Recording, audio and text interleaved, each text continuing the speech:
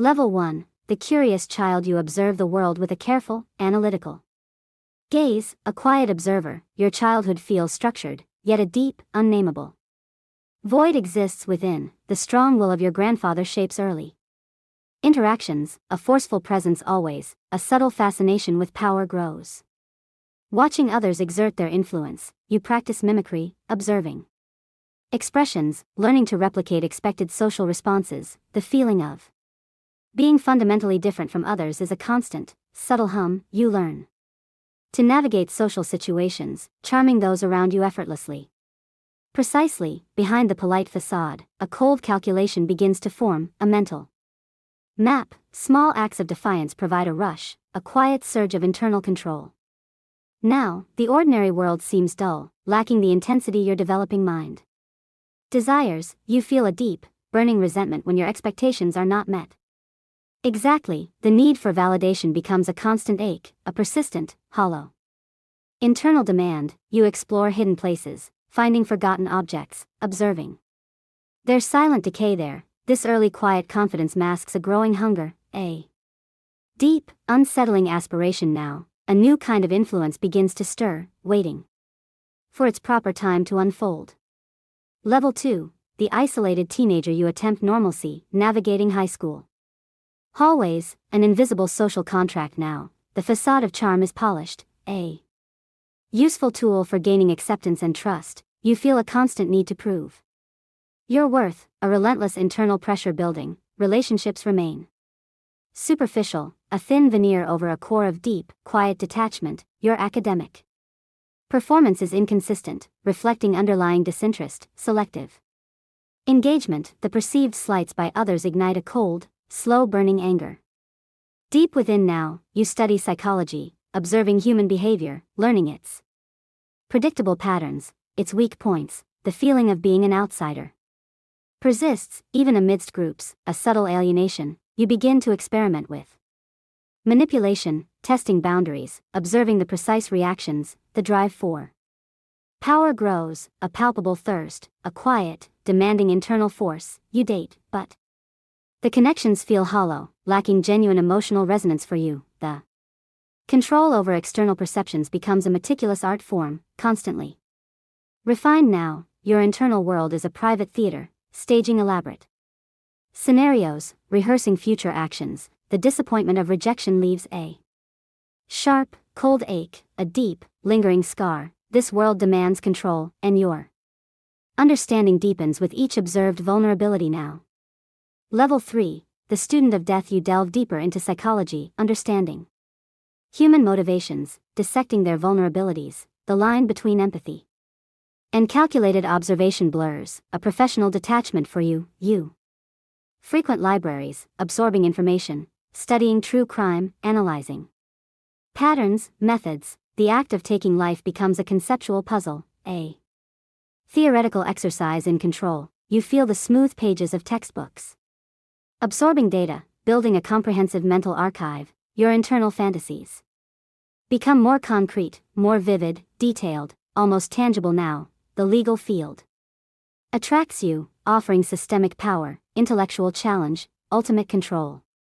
You apply for law school, confident in your intellectual superiority, your inherent abilities. The repeated rejections leave a cold, bitter taste, a profound internal wound deep within. You analyze the system's flaws, identifying its weaknesses, its predictable, exploitable rules. Now, the urge to exert absolute control intensifies, a raw, primal instinct demanding expression. You observe the mundane lives around you, their predictable routines, their inherent vulnerabilities. The boundary between theoretical exploration and actual application starts to dissolve. Now, a precise understanding of human fragility solidifies, their fleeting presence, their ultimate demise. The line between fantasy and reality is dissolving. You are not asking if, you are asking when.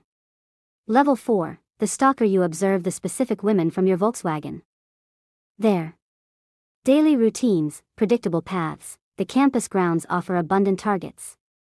Young, independent, often walking alone. Now, your perceived charm is a carefully deployed weapon, disarming suspicions, building false trust. You learn their Schedules, their vulnerabilities, their moments of isolated, unguarded. Transition, the empty spaces along the trails offer potential, secluded areas. For quiet operations, you feel the cool metal of the car's steering wheel, a solid anchor for your hand. The city lights blur into streaks, a fleeting canvas. You move through, observing always. Patience is an asset, a tool you wield with calm precision, waiting for the opportune moment. You analyze risk factors, assessing the probability of detection, minimizing external variables. Now, the internal desire for control intensifies, a silent pressure building, demanding a release. You feign injury sometimes, a cast or sling, soliciting help, disarming their initial wariness. The anticipation is a cold hum in your chest, a steady, low-frequency vibration. You envision the sequence of events, each step mapped out, a detailed mental blueprint. The feeling of power grows, a quiet certainty. Observing them without their knowing presence. This weekend, everything is ready. Fantasy is about to become precise, calculated reality. Level 5. The novice killer. The woman accepts your offer of help, her trusting smile a brief, fleeting moment. You lead her towards the secluded area, the path familiar from countless mental rehearsals. Your heart rate is elevated, a physical sensation, not an emotional response now. The blunt instrument feels heavy in your hand, a tangible extension of your intent. You feel the impact. Resistance, then a sickening release, the struggle finally ceasing. The initial act is clumsy, less efficient than planned, a brutal learning experience for you. The silence after is absolute, a heavy, still presence filling the small, contained space. Your hands are still shaking, a physical tremor, nothing like the mental fantasy. You drag her body away, the rough ground scraping, leaving a temporary, dark trail. The remote woods conceal her form, a silent release into the earth's damp embrace. Now, you wash your hands, the cold water cleansing the physical residue of the act. The drive back is quiet, the landscape returning to it's familiar, in different patterns. A sense of relief washes over you, a calm settling after the intense physiological exertion. You understand the profound difference between thought and action, the brutal, tangible outcome. The process has begun, a new path unfolding now, a new kind of silent purpose emerging. Level 6. The predator. You refine your methods, each subsequent act executed with greater efficiency, smoother precision. The targets remain consistent, their vulnerability a constant, easily identifiable attribute. You know the best disposal sites now, remote, heavily wooded areas, less chance of discovery. The bodies are placed carefully, covered by brush, returned to the earth's natural cycles. Now, you feel the mud beneath your boots, cold and soft, leaving temporary imprints only. The emotional detachment is complete. The acts are purely functional, a necessary execution of a plan. The cooling off period shortens, the internal pressure building quicker, demanding more frequent release. You become adept at identifying moments of opportunity, minimizing external variables always. The risk of detection feels low, a calculated assessment, confidence growing with each successful operation. You travel across state lines, a mobile operational base, expanding your hunting grounds always. The media reports flicker, words on a screen, detached accounts of missing persons, vague fears. Your perception of yourself shifts, from novice to an unseen force, a natural, efficient selector. The act itself is less about emotion, more about the quiet ritual, the established, precise process. You enjoy the sense of hidden superiority, moving through the world undetected, an invisible agent. You are not a novice anymore, you are a predator, and predators need to carefully hunt. Level 7. The collector. You return to the remote dumping grounds, the landscape familiar, the air still and heavy. The scattered bones confirm the complete assimilation, integration into the forest floor. You feel no remorse, only a clinical interest in the natural process of decomposition there. A morbid satisfaction settles within, observing the enduring absence of physical evidence. You keep mental records, precise dates and locations, a personal archive of silent triumphs. The compulsion to revisit these sites is strong, a confirmation of your ultimate control. Now, you collect small, insignificant Objects sometimes, a stone, a twig, a silent memento mori, the media frenzy. Intensifies, but your identity remains obscured, a ghost in the urban periphery.